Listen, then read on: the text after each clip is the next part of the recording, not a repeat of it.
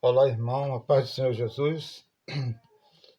Continuando aqui o nosso estudo em Apocalipse, agora eu quero falar da igreja de Sardes.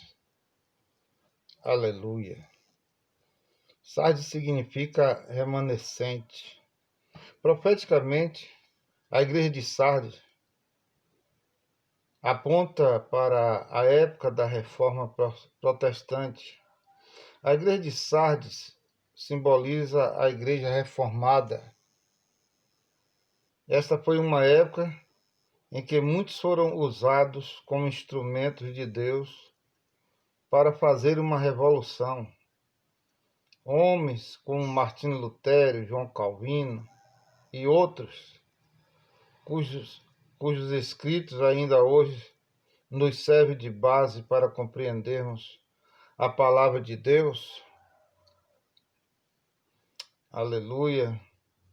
Homens que foram usados pelo Senhor para trazerem luz,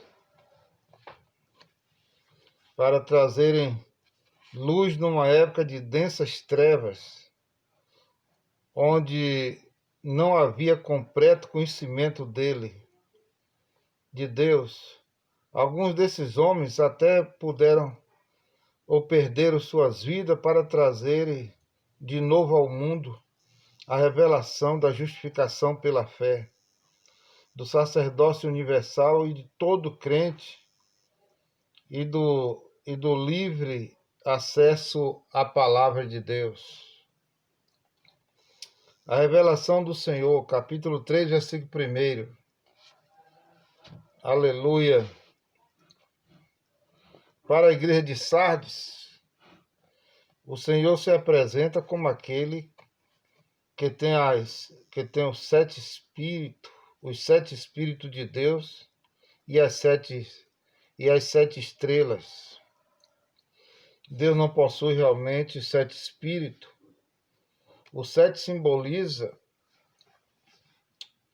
o que é pleno e 7 vezes intensificado.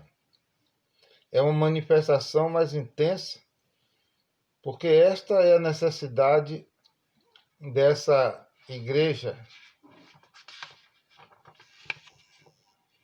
Para essa razão, Jesus se apresenta a esta igreja como aquele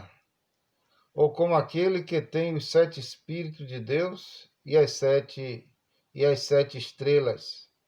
No capítulo 1, verso 20, vê-se que as estrelas são os anjos das igrejas. Isso significa, portanto, que o Senhor deseja incendiar a igreja através do seu líder.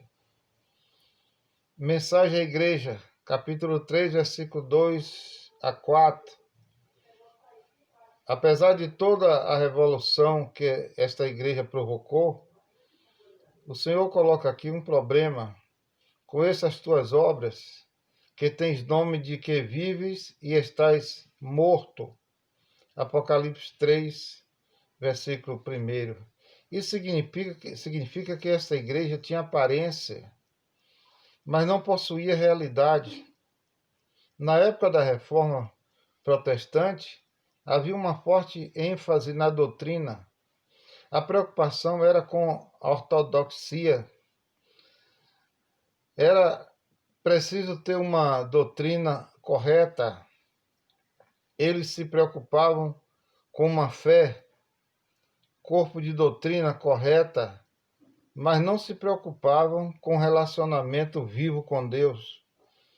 Uma ortodoxia correta, sem um coração intenso, é o mesmo que morte diante de Deus. O alvo final da fé é o relacionamento. Se a fé não atinge o seu objetivo, ela se torna morta. Apenas ter a doutrina certa não serve para Deus.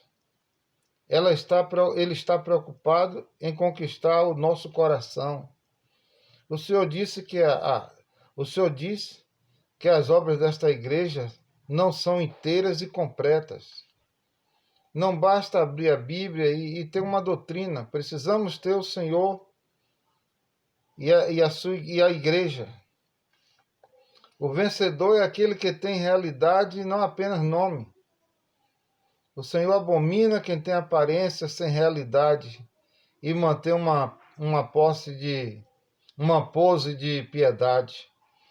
Uma aparência de espiritualidade de zelo, mas que na verdade não tem fogo queimando diante de Deus. Isso nos lembra os fariseus. Falavam as coisas certas, mas não praticavam. É melhor ser um pecador batendo no peito, ou batendo a mão no peito, clamando a Deus, do que ser um fariseu cheio de ortodoxia correta, mas morto. Na igreja reformada isso acontece. O que eles ensinam é correto.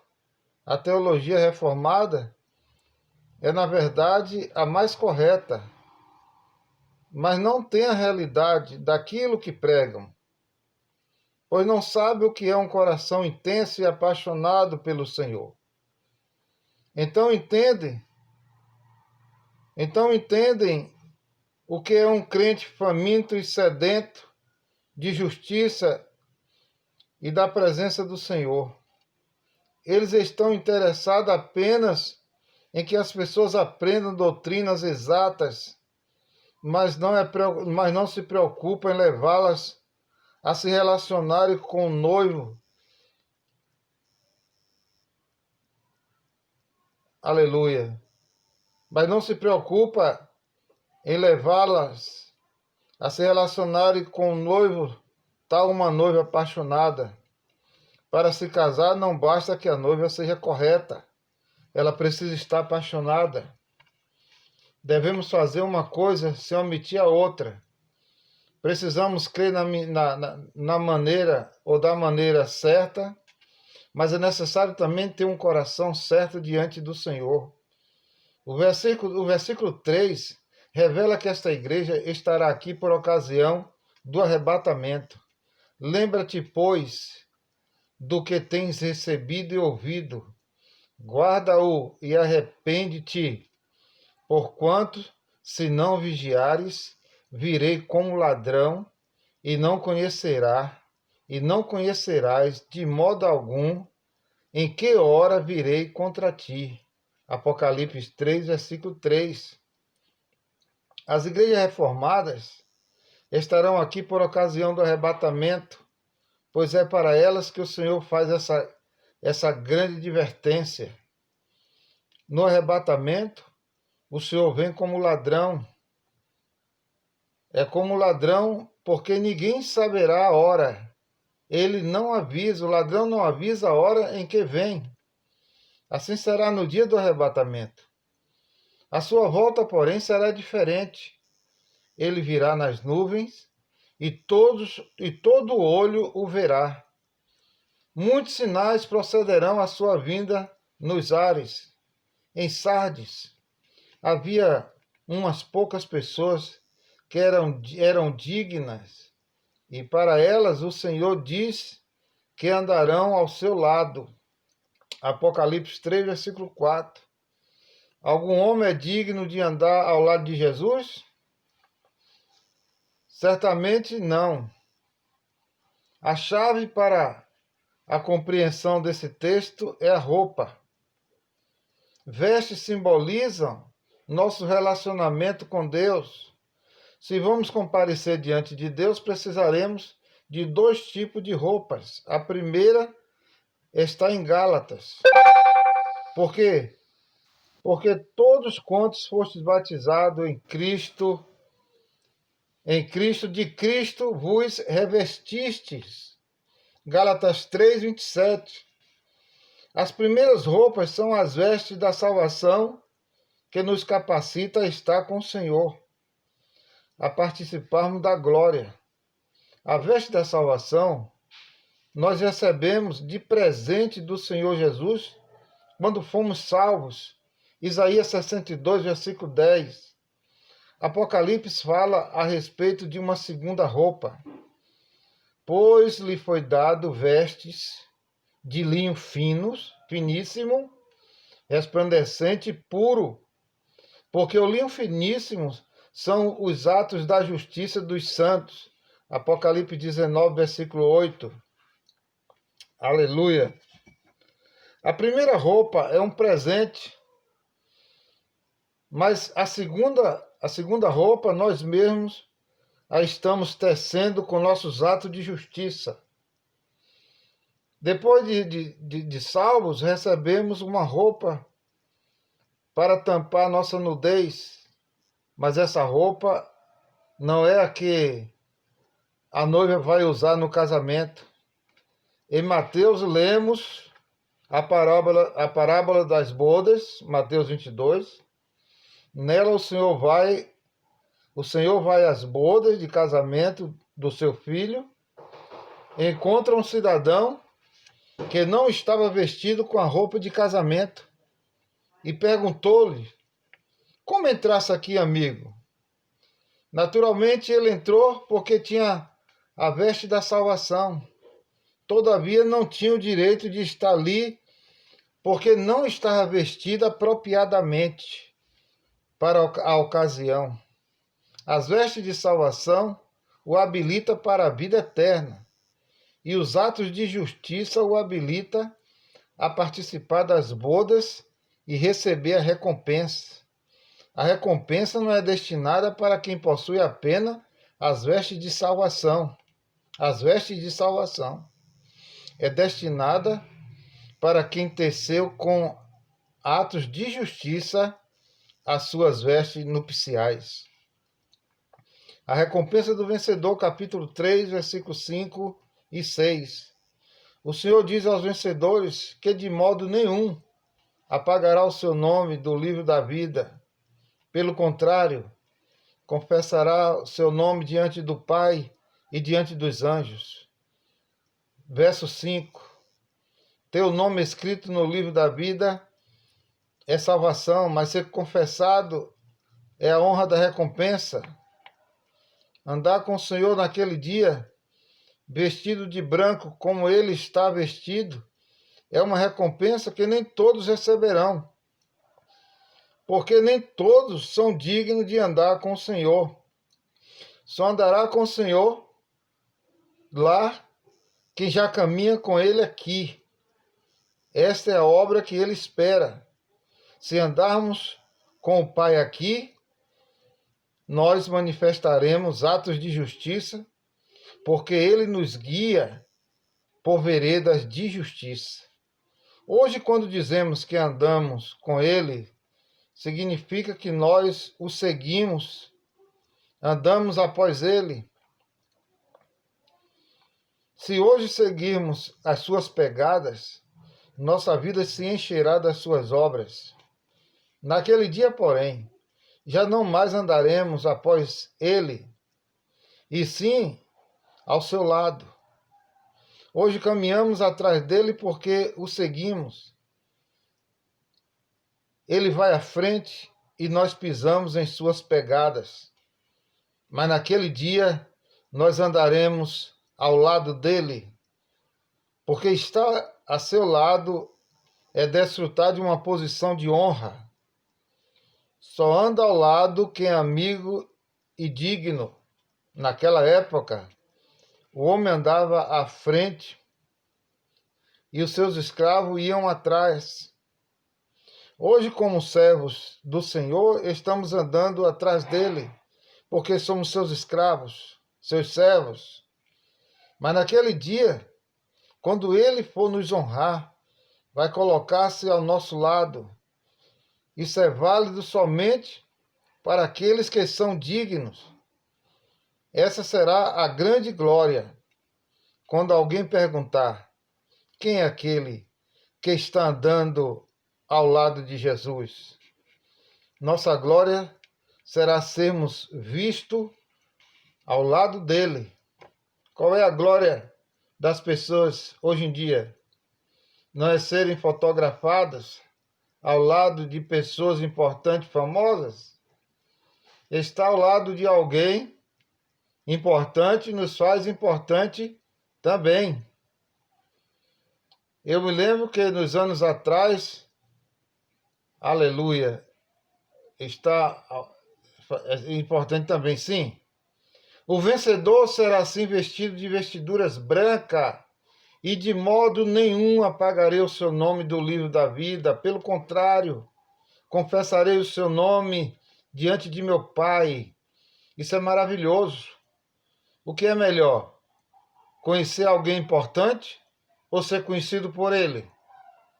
Melhor ainda é ser reconhecido por ele diante de todos.